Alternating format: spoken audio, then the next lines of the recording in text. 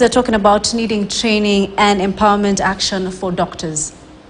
Now, Kenya University Staff Union Executive Committee has issued a 7-day ultimatum to Egerton University administration to pay their workers 100% of their salaries or risk an industrial action.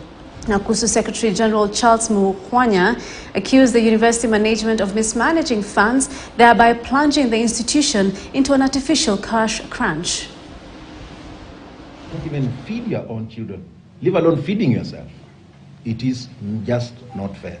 And we believe that as professionals, when we sit down with the employer, that we should be able to engage in a discourse that is meaningful. When I make a promise, then I should adhere to it.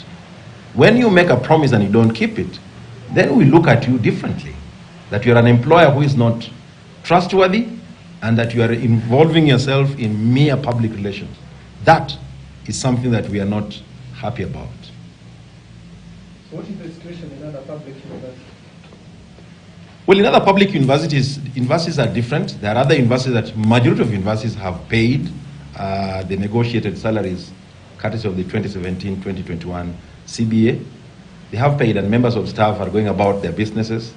Where there are issues of, say, for example, delayed promotions, those universities are sitting down with the union and being able to engage and resolving these matters amicably. It is not the same with Egerton University. Egerton University management is full of a lot of talking and public relation. And all these universities get money from the exchequer. So it cannot be that one particular university is the most affected. That can only lead us to one thing, one conclusion: mismanagement.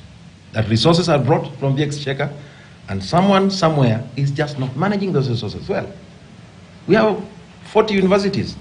We are not having that kind of a situation in majority of these universities. So why Egerton? That's the question.